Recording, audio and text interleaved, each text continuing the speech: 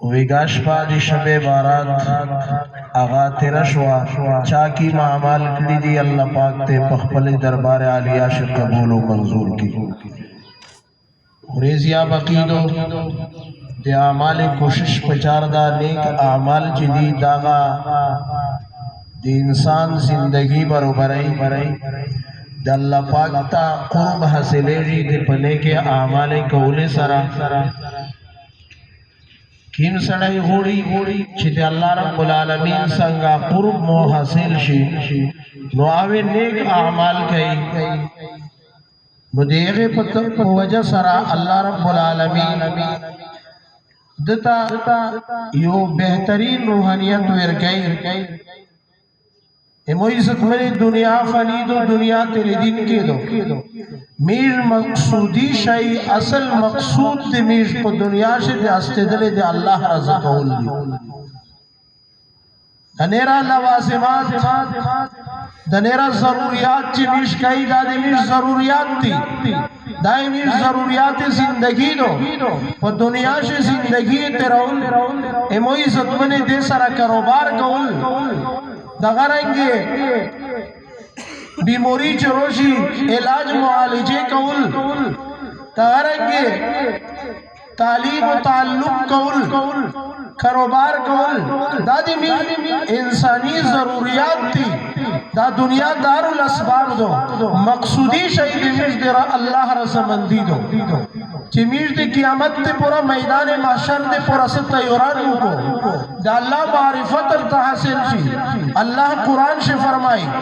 وَمَا خَلَقْتُ الْجِنَّ وَالْإِنسَ إِلَّا لِيَعْبُدُونَ اللہ مشتشلی دی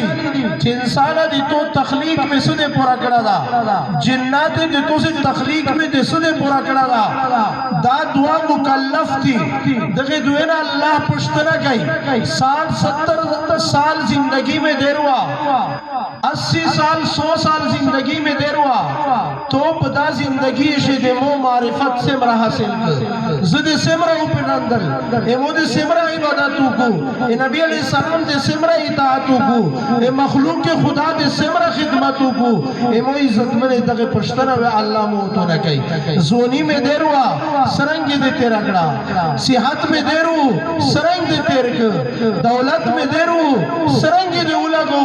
وہ سرنگ دے دا دولت ہو گوٹ اے مو عزت میں دا دے انسانی ضروریات تھی وہ دغی متعلق وے اللہ پشتنا کی جائز یا اللہ ارتشالی نجائز یا اللہ ارتشالی حلول یا شالی حروم یا شالی ٹھیک شوا گنا سیخا یا ارتشالی دو کجالی یا مشت پتہ لگی اللہ دی مشتو سے فطرت شدائشی دو چی سیخا پیٹنی او کجایا پیٹنی بہر حال اموی زدمنی یوا دعا دی تشائی چار دیرہ پا برکت دعا دو نبی کریم صلی اللہ علیہ وسلم نے منقول دو سنت عمل اللہ کیم سڑائی چدا دعا تیرائی ودائی غوڑی چی مو ٹول گنہینا اللہ معاف کی دا سے دعوت تشائی چی اللہ دی مو دی زندگی ٹول گنہینا معاف کی نو دا دعا دا تیرائی کدائی غوڑی چی اللہ مو تو وسیع کیر روکی ستر کیر دے آرام دے پورا دے سکون دے پورا نو دا در دعا دا تیرائی کسی غوڑی چی دے موتا اللہ پاک حضرت بیت اللہ دے عمر سعادت نصیب کی دا دعا دا تیرائی کسی گھوڑی چی موتا رزق حلال اللہ فروانی روکی رزق حلال دے مو آپ زیوتائشی اللہ پاک میں خلق نہ محتاج کی در در نہ میں محتاج کی